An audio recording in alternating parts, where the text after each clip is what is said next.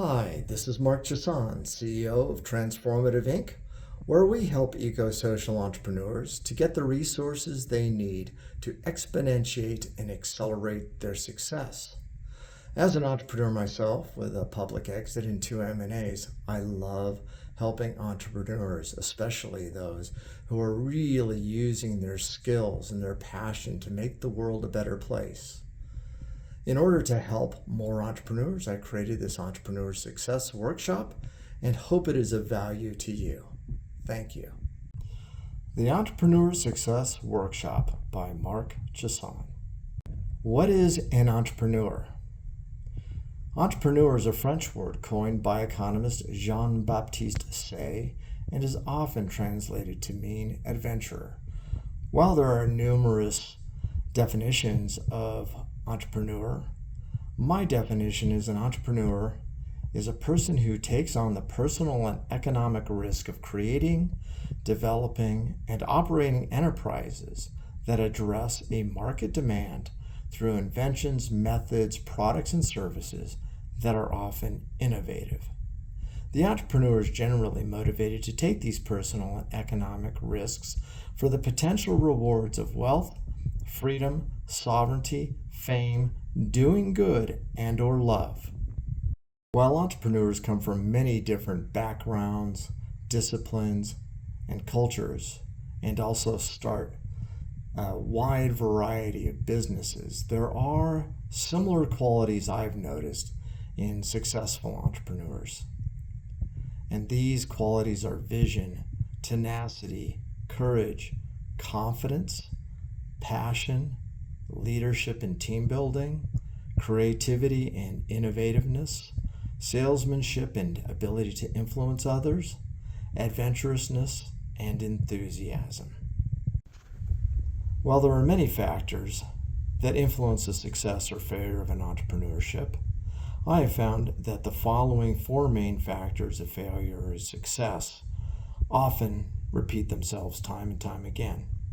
The 4 main factors of failure are a lack of market understanding and expertise, a lack of critical planning and alignment on the company's vision, purpose, mission, goals, and objectives, which I use the acronym VPMGOS to represent, a lack of capital and capital readiness, and then finally, ego, arrogance, and lack of competent leadership.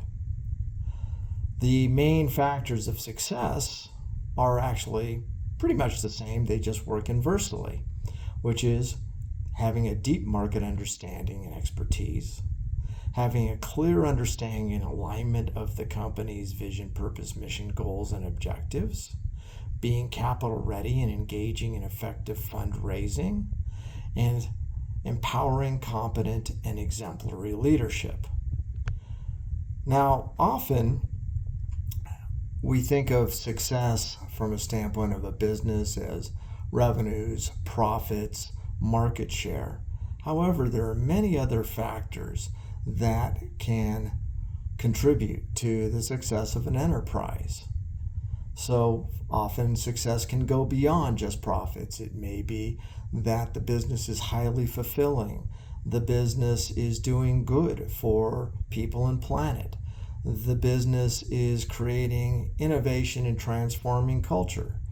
And of course, the business is providing shareholders with a compelling return on investment. Often, entrepreneurs have a fear of failure. However, it is the failures that can lead us to success. So long as we are learning and improving from our challenges and the lessons learned, we will succeed. One of the greatest stories that I've heard of is when Edison was attempting to invent the light bulb and had 10,000 failed attempts at developing a filament that would work. And apparently on attempt 10,001, he succeeded. When he was interviewed by a journalist about his arduous and long road of failures and asked, "How could you fail 10,000 times?" Edison responded, "I learned what not to do 10,000 times. But here we are, in a world that has working light bulbs, largely due to Edison's persistence and tenacity. Another critical element of entrepreneurial success is aligning the team and the company on the enterprise's vision, purpose, mission, goals, and objectives. Much like building a house, you get blueprints and engineering plans done before you go and start construction. Well, similarly, entrepreneurs really need to do the planning in order to define their market, their target customers, to align their team, to ensure that their governance meets the requirements of what they seek to do. The vision is a clear and comprehensive statement of the company in the future, including what it has accomplished, its impact, effect, and benefit for ecosystemic stakeholders. Now, ecosystemic stakeholders include customers, shareholders, employees, business relationships, society, and the planet. Often people don't understand how to do this rapid prototyping of their vision. But just imagine this. It's 5 years from now. The company has already achieved its success, and there is a film crew coming to interview the CEO and the team about its successes and how it got to where it is now.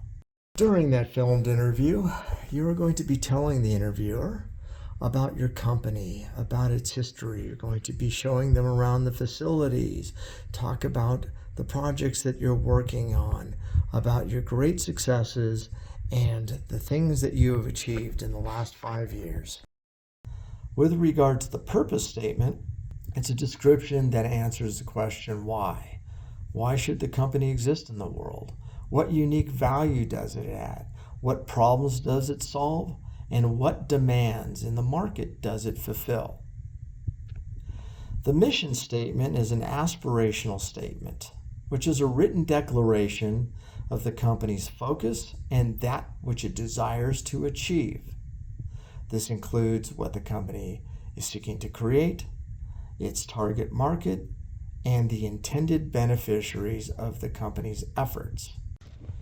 The mission statement should be broad enough to allow the company some flexibility to pivot, iterate, and change, but be narrow enough in its definition to also be executable.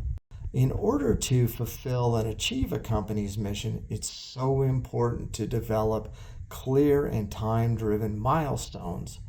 The goals is a list of time-driven and executable milestones the company must achieve by a certain date in order to fulfill its mission. When setting the company's goals, they should be done in a way that is smart, specific, measurable, achievable, relevant, and time-bound. The objectives include the time and resource-driven tasks the company must execute to fulfill the company's goals, including 1. An executable description of the tasks and objectives, the start and end date of each task and objectives, the resources required to achieve and fulfill those tasks and objectives. This can include capital, human, technological, and market resources. And finally, the persons responsible for ensuring the completion of the objectives and tasks. Often, entrepreneurs are not clear on which organizational structure to use to best fulfill their organization's purpose. Often, investors are looking for some form of return and they want to know how they will get their money back. In these situations, the entrepreneur should consider the exit and liquidity strategy of the entity. In situations where there are investors, often a corporation is used. However, corporations best serve organizations that have some form of exit by way of M&A, IPO, or reverse merger. If there is not likely to be some form of entity exit through M&A, IPO, or reverse merger, then often an LLC is more appropriate, where the entrepreneur can represent to the investors that they will receive their exit and liquidity through distributions of profits. So LLCs are treated like partnerships for purposes of taxation, and it avoids the double taxation generally seen in distributing dividends to shareholders. And for those entities and organizations that seek to distribute their profits, LLCs are a preferred entity structure. Prior to LLCs gaining a great deal of adoption, people often use sub-S corporations, where a corporate structure is elected and a tax election is made to treat the corporation like a partnership for tax purposes. However, if you have a sub-S corporation, you can't take money and have shareholders from other than natural persons, which mean that you have a limitation on the types of investors you can bring in, and you will not be able to bring in institutional capital. A limited partnership is often used where there is a limited term and purpose. For example, we often see limited partnerships used in such things as venture funds, where a general partner, the fund manager, solicits investments from limited partners by selling them limited partnership interests, with the promise that they will find and invest in compelling opportunities and liquidate those opportunities within 10 years and distribute out the profits to the limited partnerships based upon their right to receive such percentage of the profits upon their ownership of the limited partnership interests. A general partnership is often used where there is not going to be outside capital sought and where two or more persons are combining their efforts or resources to create a business. Now, with a general partnership, you don't get the shield of liability that you normally would with a corporation, LLC, or limited partnership. A sole proprietorship is often used when there is no need to raise money and where an entrepreneur just wants to keep the business to themselves, build it from the ground up, build it with their efforts and only their funds, and they want to keep the business very simple.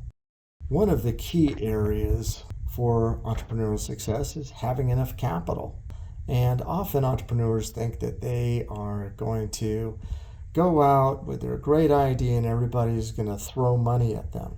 But just as a reality check, if you look at most large venture capital funds, they see an average of about 3,000 applications per year and they invest in an average of 20 deals.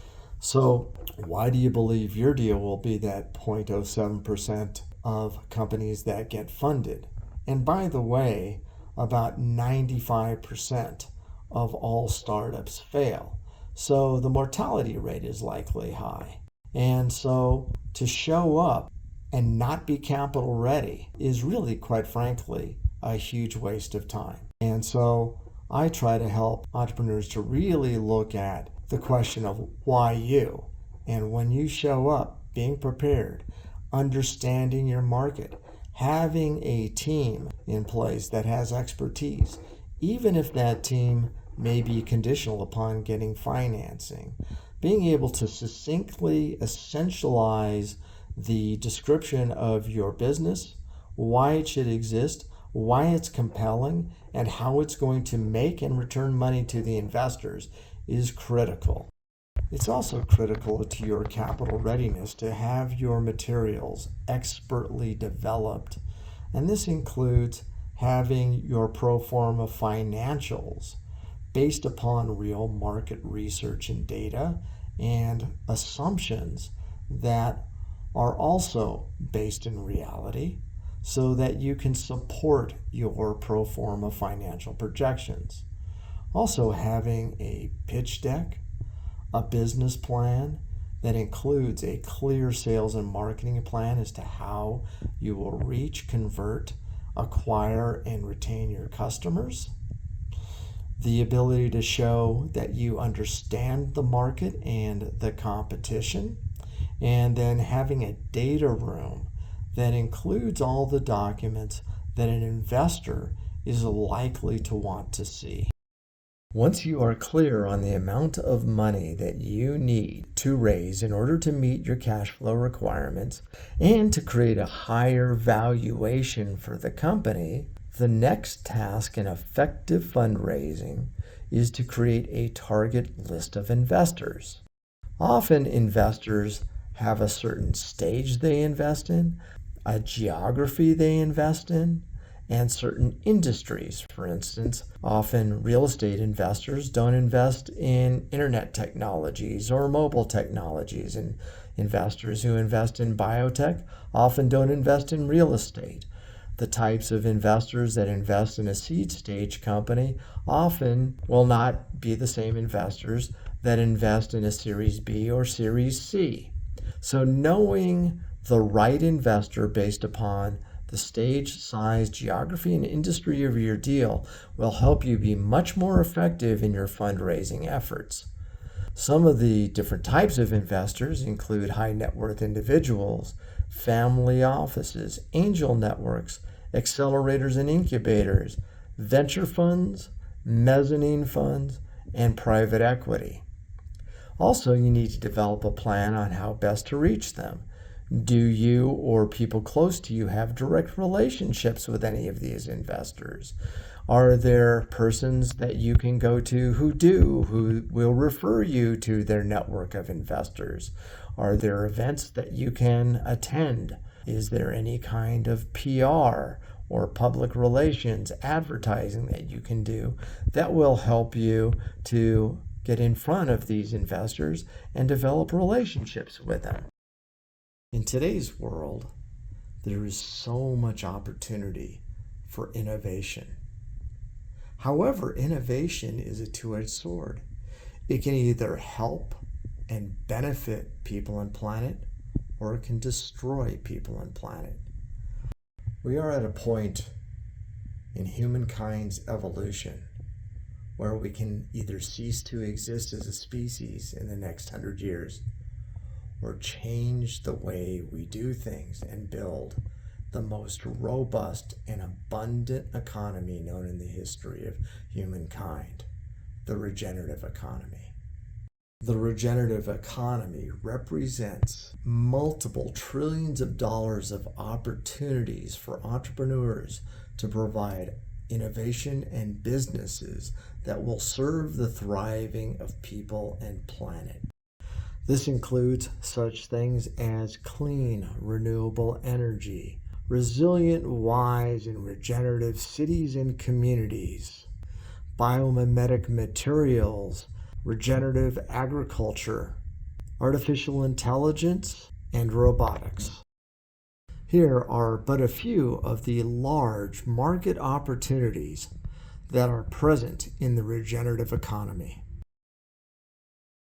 Thank you for taking your valuable time to watch this presentation.